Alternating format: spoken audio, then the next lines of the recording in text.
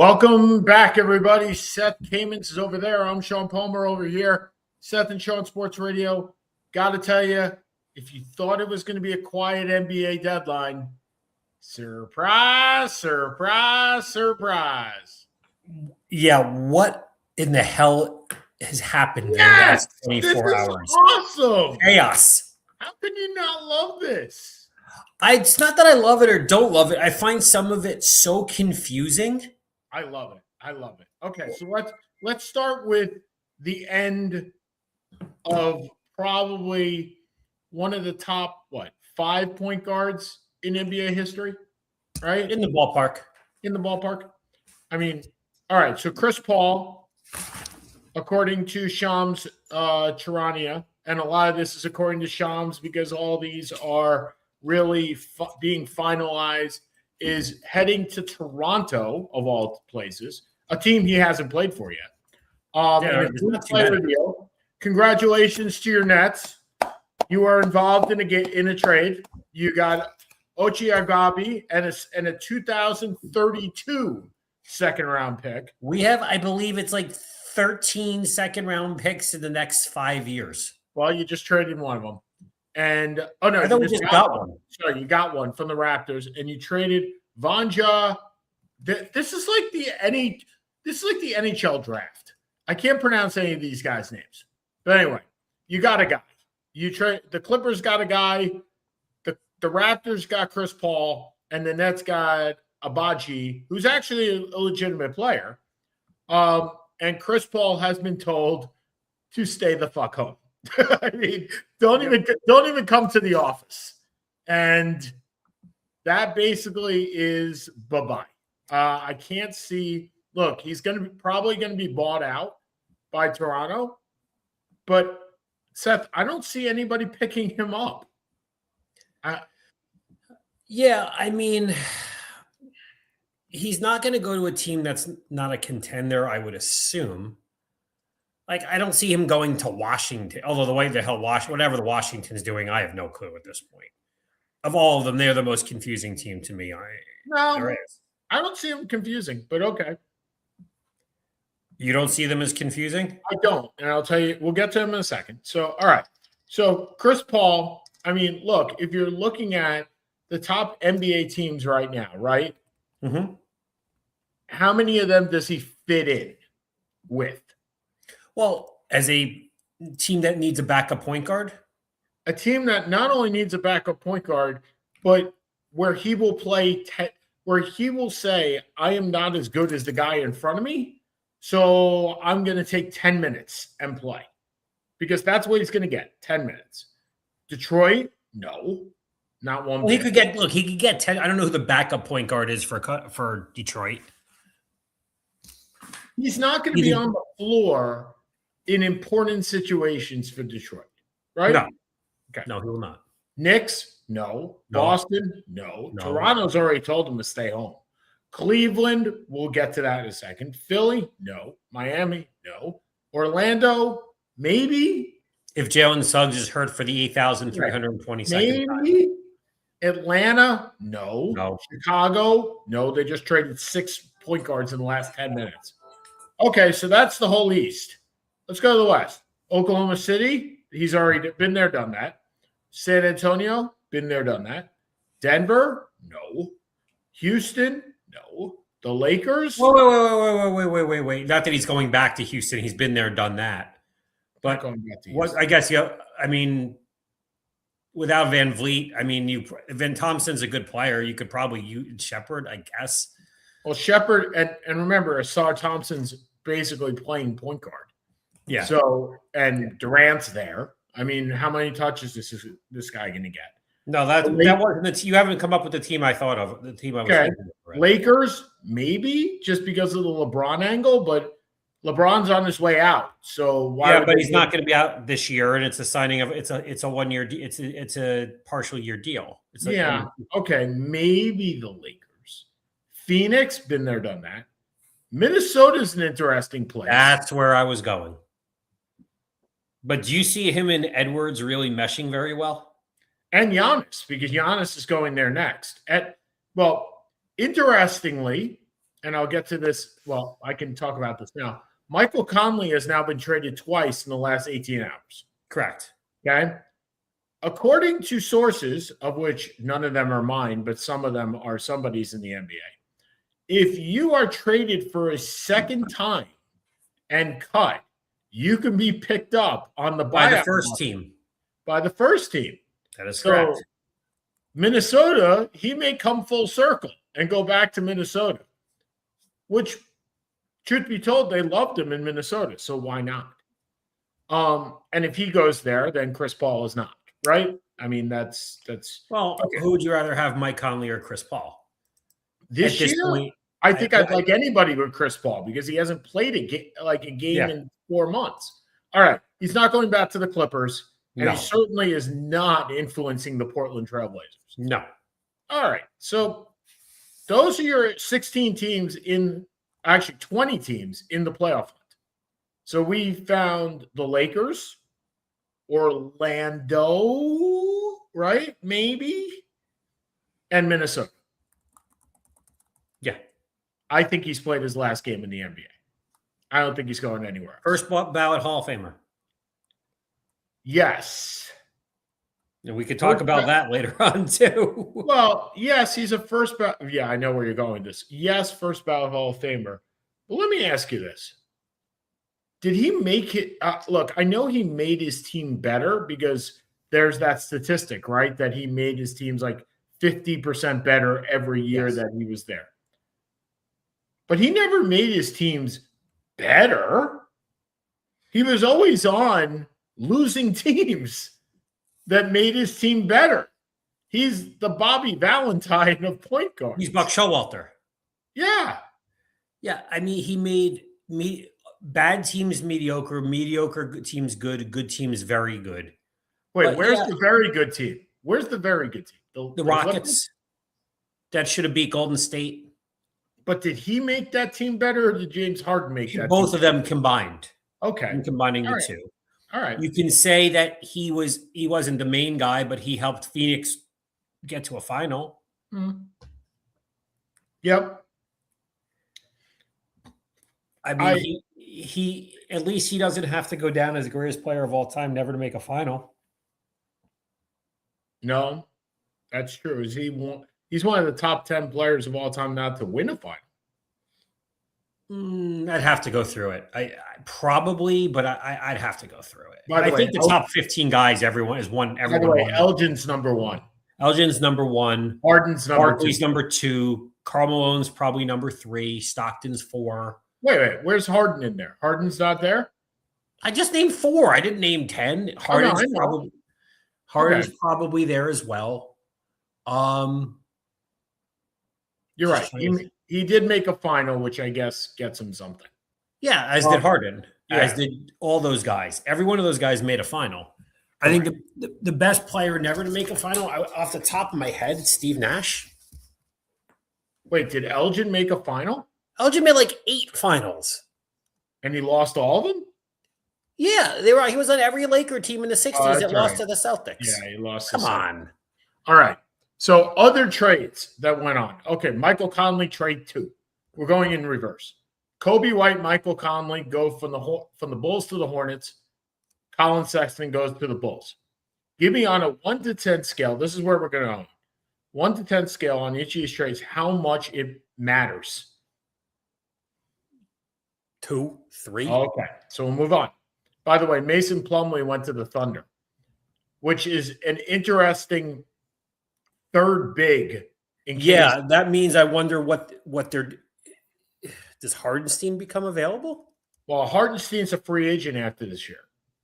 I thought he had a 4-year deal. Was it a 4-year with a 2-year out? Yeah. Yep. No, it's team options. Gotcha. Okay. Jared McCain goes from the Sixers for a first-round pick and 3 future seconds, and he goes to the Thunder. Thunder are making deals. Didn't Jared McCain win the Rookie of the Year like a year ago? No, he played only 20 games. He was very good and then got hurt. He either broke his leg or twisted his ankle. Oh, is that what it was? Okay. So he's been added. He was supposed to be one of those players, right? And then this guy named VJ Edgecombe comes in. Yeah, and I understood why they traded him. I got it. A little bit more. All right. So 1 to 10, how important is the deal? I'll say a 4 or a 5. It gives Oklahoma City a little bit of depth. Correct. And that is important. That's important. And this, as you said, it also clears Quentin Grimes. I think comes off the DL I think not off the DL. Excuse me. If Philly wants him, I think you can go back and get him. But yeah, I mean, it's all right. Now we have this. I don't know if it's a stunning trade. It's definitely a trade that wasn't on my radar because I didn't see the Wizards going to get him. But that is the confusion. I'm surprised Anthony Davis got traded. Okay, so Anthony Davis, Washington receives Davis, Hardy, Russell, and Dante Exum, 4 guys. By the way, Dante Exum is still in the league, as is D'Angelo Russell. 4, Chris Middleton, A.J. Johnson, Malachi Branham, Marvin Bagley III, which is awesome that Marvin Bagley III is now on the same team as Trae Young because they were picked right after each other.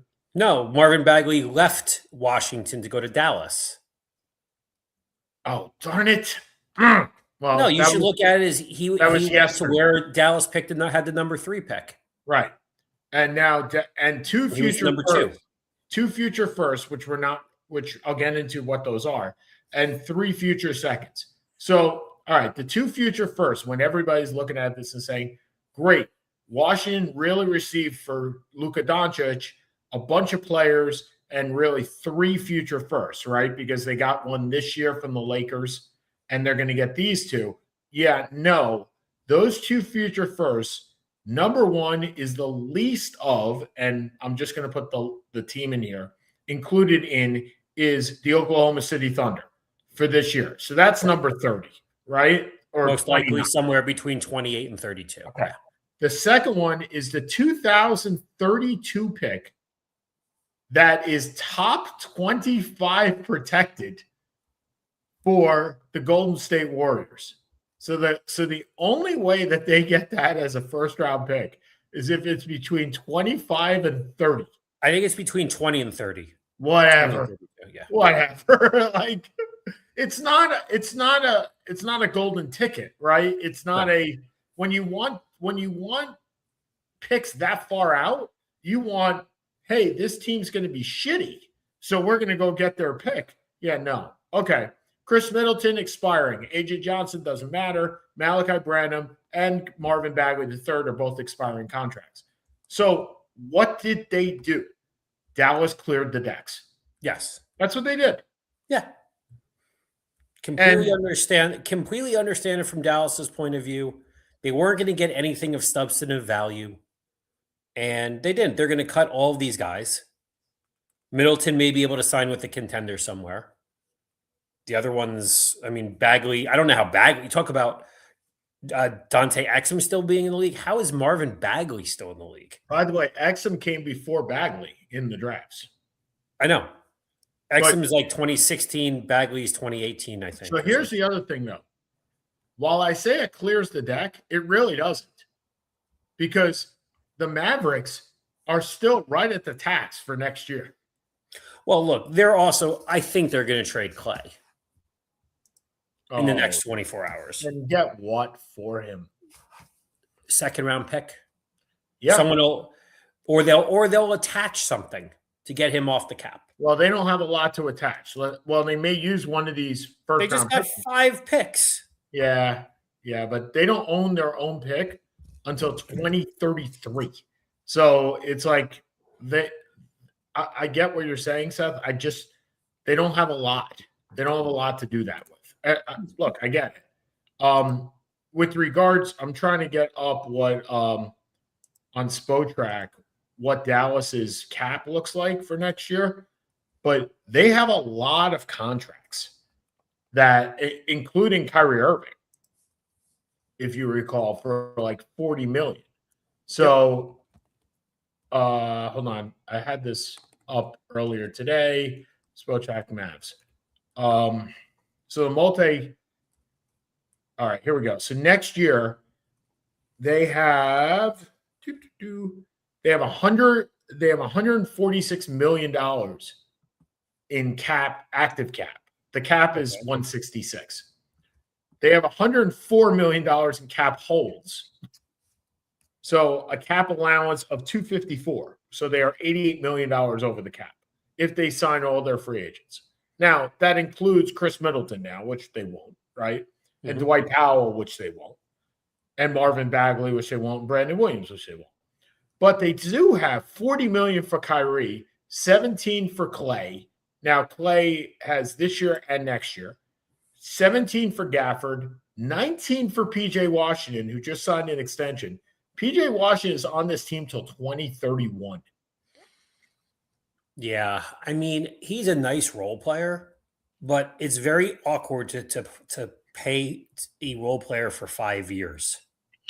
That feels like a really long time. Caleb Martin's on it for $10 million. Najee Marshall for $9 million. Like, they have a lot of like small, like medium-sized contracts that they can move. But wow, this is a lot for not a great team, just in general. Nope. Okay, let's talk Washington. So Washington puts together and gets Anthony Davis.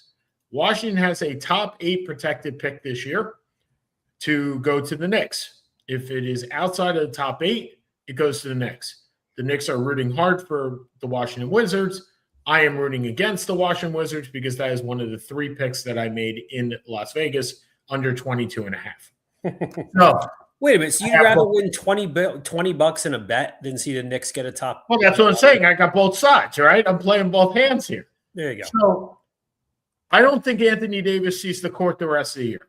Agreed. Okay? I don't think Trae Young sees the court the rest of the year. Agreed. This is a tank play. I get that. I think I'm getting my $22 or $42.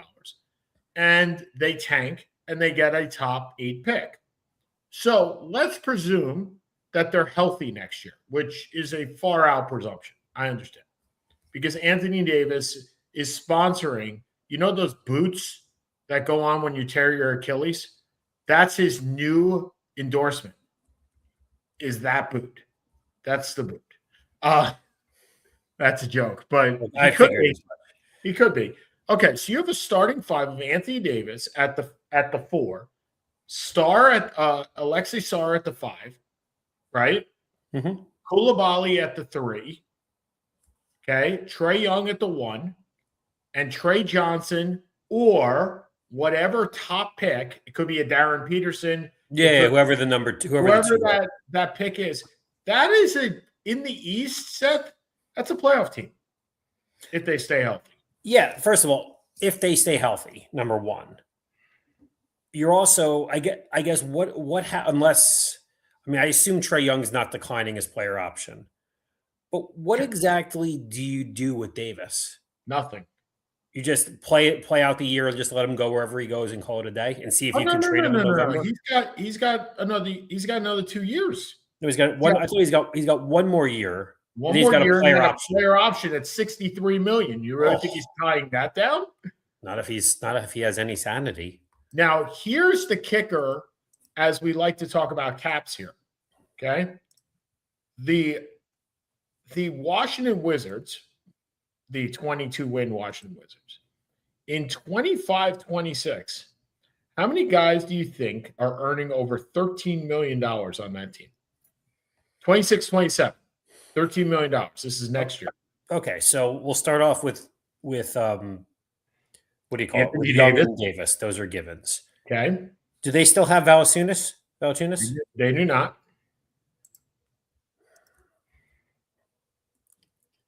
Do they have anybody else over 13? Nope. They have 2 guys. They have Anthony Davis at 58, and they have Trae Young, if he picks up his option, at 48. The next highest is Alex Sarr at 12. Who's still just 2 years into a rookie deal. Correct. So my point is, if you are going to take a risk, this is the risk you take because you don't care. You have to make a minimum salary. You have to be at a certain level, and you're not getting a free agent to come to Washington. Nope. So what did you give up? You gave up 2 future picks, which are the 30th pick and some pick in the when Alexei Starr is able to drink. And right? And Anthony Davis will be retired, way retired. And 3 future seconds, and Chris Middleton, who wasn't playing. If you're Washington, you need to stop the rebuild, and you have to start playing. So you're getting your pick this year, who may be Darren Peterson or Boozer, yeah, one of the top 5 guys, right? Yeah. And then this is your team. And is this team, if AD is healthy, a bad team? No, they're a playoff team. They're a play-in team. No. I think that if Anthony Davis is healthy. When is Anthony Davis? We've gone through this. When has Anthony Davis ever been healthy? That's fair. All right. And remember, the Celtics will be healthy. Tatum is back. Halliburton comes back. We don't know where Giannis will be, so that's kind of a push. We don't know what we don't know. Okay. So what do you think the ranking is on that deal? I think for the future, that's a 7. For this year, it's probably a 2. I was going to say a 1 or a 2 for this year. Doesn't matter. All right. Which may be the biggest deal for this year. Darius Garland goes to the Clippers, who have won like 17 out of 21 games, for James Harden, James Harden's beard, James Harden's turnstile, and James Harden's contract extension. Because there's no way he's going to Cleveland without all of those things. This is a 9. Yeah, I just don't like the trade for either team. I don't. I have trouble seeing Harden fitting in on this Cleveland team. And Garland is a nice player, but he seems to be injured a lot. He is. And supposedly the Clippers were going all in on the free agents next year. Now, again, and he's got another 4 years at like $160 million. Does. So, I mean, I guess if Harden meshes with Mitchell and somehow, and I mean, look, the East is obviously up for grabs. I think anyone would see that. And you have Harden, Mitchell, Allen, Mobley. It's legit. I guess if you can make the finals with that team, it works. But you're trading a 26-year-old for a 36-year-old. It's a hard run. So let's play this out. First of all, there are 2 more years on Darius Garland's contract. That's it? That's it. Okay. After this year. So let's presume Harden has negotiated his option for next year. Just his option. Okay? So it was a $14 million mutual option. So both sides had to pick up the option. So if Harden had picked it up and the Clippers had said, no, thank you, he would have gone to free agency. Same thing applies here. So let's presume it's $46 million. So let's presume that as part of this deal, the Cavaliers have picked up that option. Okay? So $46 million. So Harden's making 46 next year, and Garland's making 44. Okay? That's a wash, right? That's a wash. Okay? So you are basically giving up 1 year of Darius Garland. That's it.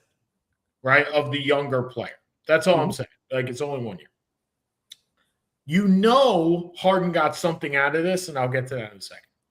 Number 2, Donovan Mitchell comes up for an extension this summer. Correct. You know he signed off on this deal. Oh, yeah. There's no way he doesn't. There's no way they make this deal without him signing off. No, they will do whatever they can to have the chance to keep him. Correct. So this is all about keeping Donovan Mitchell. The other thing is this team, other than Donovan Mitchell, has no offense. They have no creator. That's a better way to put it. So they have traded DeAndre Hunter and got rid of that $20 million. They're trading Lonzo Ball and getting rid of that $10 million. They're probably going to be under the second apron now. So they can probably make another trade if they want to by tomorrow. It's really 1 year of James Harden versus 2 years of Darius Garland. And if Garland's not healthy, then may not matter. This is an upgrade. Yeah. This is an upgrade. So you like this for Cleveland? So the thing that Cleveland was going – okay. The reason I like this for Cleveland is Cleveland had to trade Darius Garland. They could not rely on Darius Garland going forward. Fair. Right? Fair. Darius Garland made $46 million. Okay? As a second apron team, Cleveland could not take in more money than they were letting go. They had to trade the higher paid player. Okay? So let's play that out. Okay. How many guys are $46 million and are on the block and are not more than $46 million? There are not many. No. Garland was $267,000 more than James Harden. Okay. So why do you say to me that James Harden negotiated an extension? Well, first of all, James Harden is the mercenary of all mercenaries. Agreed. When it comes to the NBA. So you know he's getting something out of this. Now, why am I certain of this more than anything else? Because he would not go to Cleveland otherwise. No. So there's two reasons. Number one, James Harden had no trade clause. So he waived it to go to Cleveland. Number two, James Harden had a 15% kicker in his contract for a trade. If he kept that 15% kicker, they couldn't make the trade because it would have been above Darius Garland's salary. Correct. Understood. So he waived his money. Apron. Understood. He waived his money. He waived his no trade clause. He didn't do this out of the goodness of his own heart. He didn't do this so he could visit the Rock and Roll Hall of Fame? There is 0% chance of that. There is definitely something here that's not being said that we will find out shortly. So let me ask you this, Seth, does this make the Cavaliers a better team for 2026? 25, 26 or 26, 27? No, right now, this season, 26. Yes, it does. Okay. So presuming that Garland is not a healthy player in 26, this is the team. And if you were not going to be able to re-sign Donovan because you didn't do this, you do it. Fair. 100 out of 100 times. And look, the best ability, I think it's a Bill Parcells quote. I'm not sure who. The best ability is availability. James Harden has missed 3 games this year. And 2 of them were because they took him out for personal reasons so they could trade him. So, Seth, Darius Garland's worst ability is availability. The guy doesn't play. So I think this, look, if I'm the Knicks, this scares the crap out of me. Yeah. I hate this. Even though James Harden is the human turnstile, he is still a 6'4" human turnstile. Correct. But it's a little easier to be the human turnstile when you have 2 of the top 10 defensive front court players in the league backing you up. Yeah, 100%. 100%. All right. Moving on to one of the better trades. Oh, by the way, that's a 9. That trade's a 9. Okay. On both sides. All right. The Bulls deal Nikola Vucevic, and Mark Rubin is ecstatic over this trade, as he should be. Yep. So Anthony Simons was the human trade target. From the day that he was acquired, he was going to be traded. And they got an expiring contract, got out of the luxury tax, and got the better player. All in one, and the much better fit, all in one shot. And if I am the Knicks and I look at that Celtics team with Tatum perhaps coming back. If Tatum comes back, I am not pleased. I think the Celtics are the favorites. I think I'm not going to say anything until we know if Tatum's coming back. Okay. They're certainly not without him. For those that do not know this guy's style, Nikola Vucevic, he was traded from the Magic to the Bulls for 2 first-round picks. One became Wendell Carter. He is a 20-10 guy that's about 35 years old. And if you remember how Al Horford used to play, which is basically a stretch 5. Yep. Before Al Horford, I don't know, was 85 years old and played when he was in his prime. Not prime, maybe a little bit past his prime, when he played with the Celtics later in life. this is a adequate, if not just as good replacement for him. Okay. We got 2 more trades to go, and then we start talking about Super Bowl and Hall of Fame. Okay. One of your boys, one of your Maryland boys gets shuffled again and again and again. Kevin Huerter goes to Detroit, where if he actually figures out how to shoot, will be very good. But 31%. It's a great fit for him. 31% from 3 this year. Not shooting the ball very well. He has not been. But to be fair, that team is a dumpster fire and has been for years. Agreed. It gives them Detroit needs a shooter. And that's why I thought someone like Clay would have actually been really helpful there. Agreed. But he's cheaper, probably. Although you can look that up on he did. Huerter signed a big contract. He may not be cheaper. About the same. Yeah. Okay. But he's younger. Huerter's a free agent after this year, and Clay is not. That's the difference. That is the difference. So, but he can play himself into being, look, a 6th, 7th man that comes in for 15 minutes as your shooter. Yeah. I mean, the rest of the guys, to be honest, Saric hasn't been relevant except for in trades in 7 years. Jaden Ivey just never developed. And Mike Conley, we already discussed. Probably more than any other podcast. I love the Dario Saric moving around from the Nuggets to the Kings to the Kings. He's the Josh Johnson of the NBA. My God. And the thing was, when he came into the league, I mean, he was a player. He was a 6'10" guy. Player. Like, he was a player. Okay, Jaden Ivey goes to Chicago, which, again, Chicago is doing what they did last year, acquiring guys that are going to go into restricted free agency and hopefully make them part of the core. And with the trade of Kobe White, now Jaden Ivey slips into that 2 spot, and perhaps you have a Josh Giddey, Jaden Ivey combo for the next 4 or 5 years.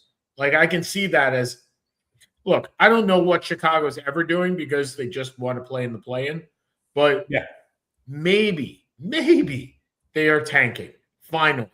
I mean, it only took 20 years. No, I don't know how trading Kevin Huerter and picking up Jaden Ivey constitutes a tank. Well, but they also picked up Anthony Simons. And they traded Vucevic. But Simons is a nice player. I don't think that's a tank. But they just have a massive – who is their front court?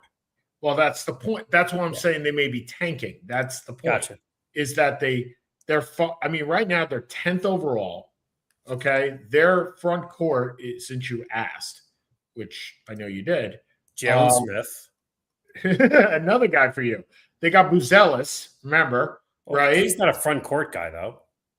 He's 6'8", 209. That's a front court That's guy. A 2-guard or 3. Noah Sengay, who was their first-round pick this year. Okay. And Jalen Smith and Patrick Williams, the ever $18 million Patrick Williams. They are 10th right now in the East. So, again, they're in the play-in. But they are only 1 game above Charlotte. And Charlotte's been playing very well. Charlotte's won 7 in a row. Yes, those Charlotte Hornets. Those Charlotte Hornets.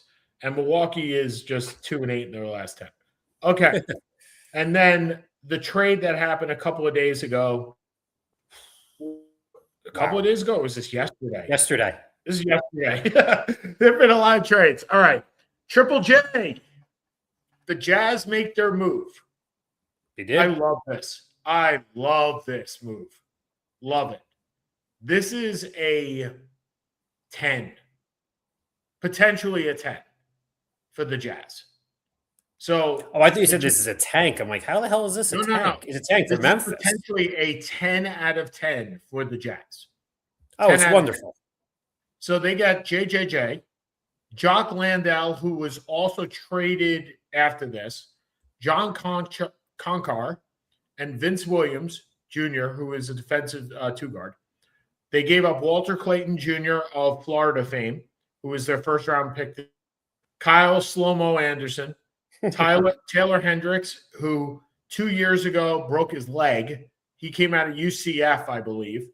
And he's a 6'8" power forward. George Niang, another guy that's like Dario Saric, Like he just makes his way. We haven't even gotten to Dennis Schroeder, who's on his 11th team. There you go. But that's in the other trade. And 3 future first-round picks. And I don't believe any of those are big picks either. I think one of them is this year. So why make this move? If you're Utah or if you're Memphis? Both. Tell me why. Okay. Why do you? Well, I think for Utah, you're never going to get free agents. Correct. So you're getting a borderline all-star. Yes. And defensive player of the year. Defensive player of the year with a center that can play the 4, which is what he wants, because you have Walker Kessler. You have Markkanen. You have Keontae George. You suddenly have something. After 4 years of tanking, you kind of have something here. So I think they did a wonder. I think they did exactly what they want. I think they did great. I think Memphis did fine too. But I like this. I don't know how you don't. Oh, Seth, I love this deal for Utah. So Walker Kessler's a restricted free agent after this year. He's going to be re-signed. Your front court is 7 foot, 6'10", and then your shooting guard is 6'9". Hold on. And the 6'10" guy is the best defensive player, not the 7-foot guys. Then you have a 6'8" Ace Bailey playing shooting guard, and Keontae George is 6'4". Yeah. And you have, right now, you are number 6 in the tankathon. In fact, 3 games, I guess, ahead of Dallas.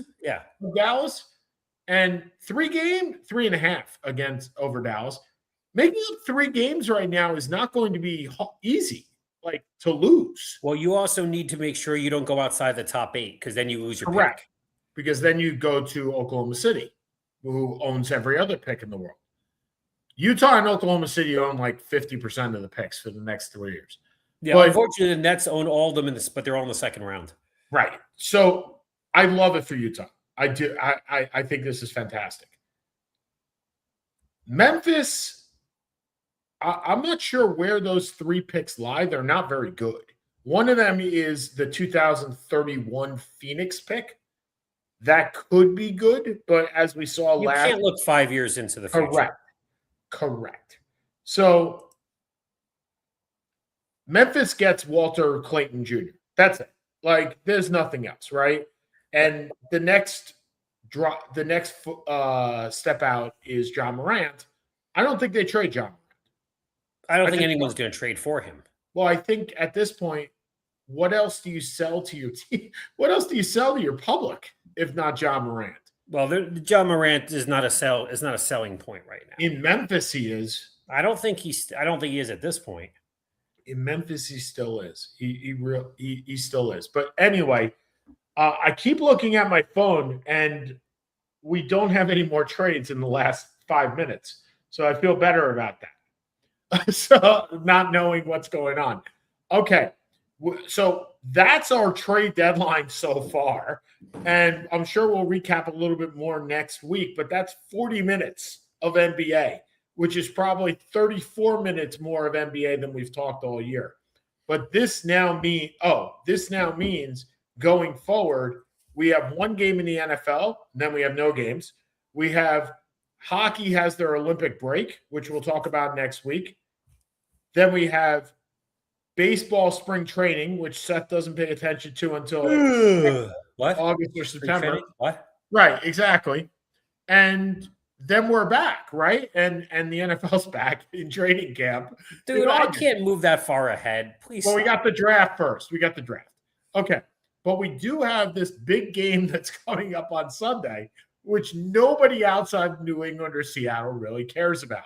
Nope. And again, have you read more than 3 articles or watched more than 10 minutes about the Super Bowl? I've read nothing on the Super Bowl because there's no need.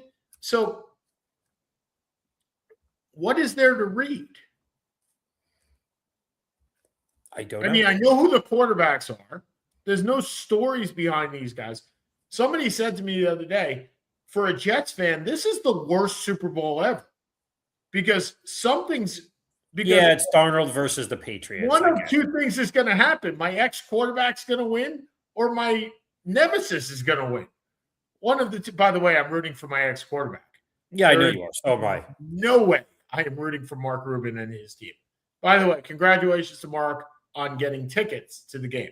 He's going? He is going. Him and his son Ross will be at the game. So congrats to them. Yeah, I don't see. All right, give me a prediction because I don't really got much more than give me a prediction at this point. Seattle 26-17. I'm not overly excited about it. 6-7. Well, that's 6-7. My son for you. I'm not overly excited about it. I think you're going to see Kenneth Walker enhance his free agent value. Which will help us in fantasy, by the way. If we decide to, if he leaves, we got Charbonnet. I understand. It's just not that interesting of a game. I don't think New England is very good. I think they've been the beneficiary of an incredibly easy schedule and an incredibly easy AFC. Yeah. They beat a Denver team without their quarterback by a field goal, and they beat a Houston team where CJ Stroud decided to revert back to being a sophomore at Ohio State.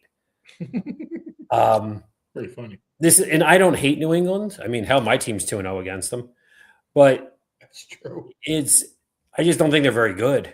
I think it's a reflection on. It's more a reflection. The AFC is just horrendous this year, and we talked about this 2 months ago. That whoever came out would be one of the weakest teams we've ever seen in a Super Bowl. Although that seems to have drawn more arguments than I would have assumed. Well, and we've had this discussion. So first, let me give you my prediction. I think that it's 20-17. I think Jason Myers kicks a field goal to win the game. Is this like the alternative Tom Brady Rams Super Bowl universe? No, this is another Jet that is on the Seattle Seahawks. Oh, he's a kicker, man. Come on. Dude. Look, you got Frank Reich. You're good to go. And some defensive coordinator I've never heard of. Yeah, after we said we weren't going to fire anybody. We're good. We're good. We're copacetic. The only guy that's left standing is Aaron Glenn. Yeah, no. Anyway. No, I think it's 2017. I think I win again, no money in any of my boxes, as is the case. And and I'm happy enough that I don't get a text from Mark Rubin on the field celebrating with something. Because unless he's down there singing along with Bad Bunny.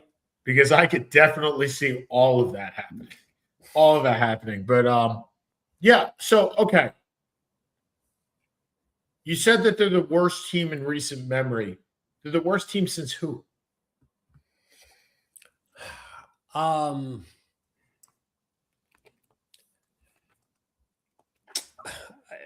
We talked about this. I didn't go through 120 Super Bowls or 60 Super Bowls, 120 teams.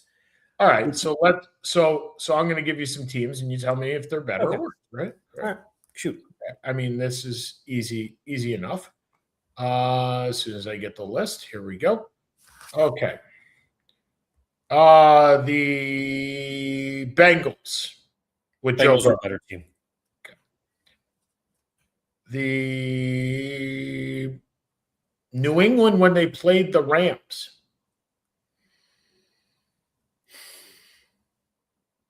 I would probably rather have that team.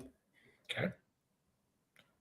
The Falcons when they played New England. Okay. Oh.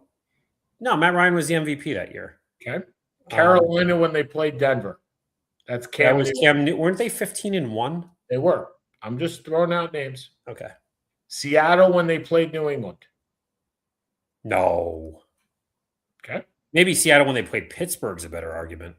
Well, Seattle when they played Denver. Seattle when they played. Okay, so their defense was definitely better. Their defense was sensational. Okay, New England when they played the Giants. Pittsburgh the 17-0 team? Yeah, exactly. Pittsburgh when they played Green Bay. No. Okay. Arizona when they played Pittsburgh. That's a better argument. I would go with Arizona simply. Kurt Warner was still great, and Fitzgerald was the best receiver in football that year. All right, then I am ending this right now. Rex Grossman's Chicago Bears. They're probably better than the Bears. Yeah. That's it. That 2007. So they are so it's been 18 years. They're the best. They're the worst team in 18 years. How much of it? You think they were better than the Bengals? That confused. Bengals went to Kansas City and won. I believe, went to Buffalo and won. How would you? Who did New England beat in the ballpark of those two teams? So they went. Hold on. No, they won at the Chiefs. They won at the Titans, and they won at home against the Raiders. That's actually, you're correct. Good memory. I know because I'm looking at it. Okay, the Titans were the ones. Yeah, I'm looking at the. I know I'm correct. I'm looking at their page. The Titans were the 1 seed that year.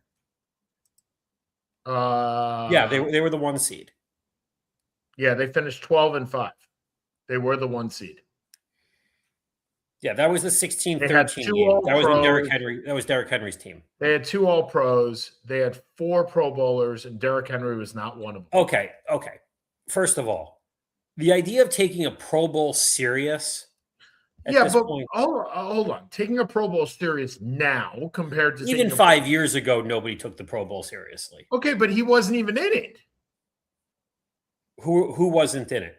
You just said Derrick Henry. Derrick Henry wasn't. Okay, but my point is nobody takes the Pro Bowl seriously. Okay, fair enough. He may not have been in it because he was injured. He may not have been in it because he decided not to play. Okay, fair enough. Okay. I mean, how many quarterbacks do you think they went through to get to Shador? How many before they went to Justin Fields? They asked Justin Fields to play. And he said, no, thank you. That's the best. That's the biggest indication of how important that thing is to begin with. He said, no, thank you. It may just be time to knock out all of the all-star games except for baseball and hockey. The NBA is a waste. Yeah, but do you know how the NBA is working this year? Yeah, but the difference is you can't knock out the NBA weekend. The weekend is too big an event. The Pro Bowl is not an event. Let's understand, right? And neither is the NBA All-Star game itself, but the weekend is. The three-point contest, the women, the all of it. It's the NBA's quote weekend. They're not knocking that out. Never gonna happen. Not gonna happen. They can do it anyway but Sunday, but they're not gonna happen. The NHL absolutely should not knock it out. No. The NHL All-Star game is fantastic. Yes, it is. And baseball is another event. And the reason why you don't knock out baseball is because they give a fuck. But the thing is, in baseball, there's no injury risk as opposed to the other ones. So, I mean. Well, the NBA weekend, what does the NBA weekend give you? A slam dunk contest no one's cared about in 20 years. Give me or give the NBA. They're very different. As a fan, what does it give you? It gives the NBA the weekend where they do probably most of the hosting of their sponsors. They give I get that. It's a business weekend. It's not it's kind of like going to Vegas with your partners, right? It's not about you at that point. Have you met my partners? Oh, I'm saying in a normal business, it's about entertaining your sponsors. It's about entertaining your guests. It's not about you. And they're not giving that up, Seth. The NBA weekend is here to stay. I know they're not giving it up. You can make the case that the Pro Bowl may actually go away. Nobody's going to miss it at all. You will miss the NBA All-Star game. No, I won't. You won't, but the world will. Jake will. Your son will watch part of the NBA All-Star game. Guaranteed. Guarantee you he won't. NBA All-Star weekend, he won't watch any of it. No, he'll watch the slam dunk. Right, so he'll watch. You said the All-Star game, not the slam dunk. Okay, I meant the weekend itself. Okay. Nobody's watching the Pro Bowl. No, although the Pro Bowl has gotten better ratings. Well, it happened last night. What's that? I know the Pro Bowl was last night. On a Tuesday night when nobody's watching. Anyway, all right. We got 10 minutes. And I don't think we can go into our last 5 until we talk about Bill Belichick and Bob Kraft both not making the Hall of Fame. And I couldn't be happier, buddy. I just couldn't, serves him right. But here's my question, okay? And we've talked about the Baseball Hall of Fame, and we've talked about cheating, right? We've talked about Barry Bonds. We talked about not Jeff Beck. We talked about Barry Bonds. We talked about Alex Rodriguez and whatnot. We've talked about people that get caught cheating are not allowed in the Hall of Fame, right? We've said that. Once they start testing, they're cheaters. Why does that? And I understand that this is a coach. I get it. Why does this not apply? I think the extent of the cheating, whatever you want to call the blowing up of the footballs, the spy. I mean, it's such a. No, it's not the blowing up the footballs. We're talking about Spygate. We're talking about Spygate. So let me play it again. Let me play it a different way. Carlos Beltran is a Hall of Fame, right? Correct. Okay. Carlos Beltran did not make it in the first year of the Hall of Fame because Carlos Beltran was banging on the trash can, right? That is the whole reason why he did not get in on the first. Look, I don't believe he's an inner circle Hall of Famer. I know certain people do. I'm not one of those. People think Carlos Beltran is an inside. Yes. Ooh. Because of the fielding. He had like 10 Gold Gloves. So anyway, we're not talking Andrew Jones. We're talking Carlos Beltran.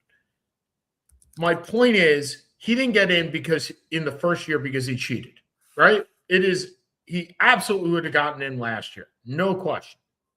Why is this any different with Bill Belichick? It shouldn't be. It shouldn't be that much of a look. Would I have voted for Belichick? Probably. He's the greatest coach of all time. In any sport, and then I'm looking at John Wooden and he's tapping right hour back, and I mean, John Wooden's tapping me on the shoulder. But he's in the conversation, right? It's got to be. Yeah. I don't think it is I mean, it was big at the time. I don't think it's enough to keep him out into perpetuity. It would be enough to keep him out into perpetuity. No, I agree with that. It will not keep him out. No, I know it won't. I just don't think it should either. No, I agree with that. Much the same way as Beltran wasn't kept out in perpetuity. Yeah. But why is it such a shock if he's kept out 1 year? Because I think a lot of people forgot about Spygate. Okay. It was 20 years. It was almost 20 years ago. Sure. And think of the demographic of football. That's true. Fair. You know, it's one that kind of varies all over the spectrum, for lack of a better term. Mm-hmm. And people don't remember 3 years ago. People don't care about sports history for the most part, like we did growing up. That sounds like an old man get off my lawn comment, but it's true. Okay. And to think about, I had forgotten about, when was the last time before this that you thought about Spygate? I'm a Jets fan. I think about Spygate a lot. Okay. In the real world, how often do people really think about Spygate? No. I get your point. I get your point. It's that. I also think it was an excuse for people who didn't like Belichick because he was crappy to deal with. Yes. It gave them an out to not vote for him for a year. Well, and also the fact that many people, there was confusion, not confusion, but there was consternation that Belichick and Bob Kraft were grouped with the veterans as well, like L.C. Greenwood and there were 2 other guys. And you could only pick 3 out of 5. So it wasn't like he was in a coach's section. It was all the veterans at the end. So, well, I'll tell you one thing. He's definitely getting in next year. Can't see him going 2 years without this. Okay, final 5. I will go first. Adios to Artemi Panarin. It was nice seeing you in New York for the Rangers. But more importantly, Chris Drury, that letter thing only works once. Doesn't work twice. You can't continually send letters to your season ticket holders and say, we suck, we're rebuilding. Especially when you let go of your captain and you let go of your top centerman and now your top winger.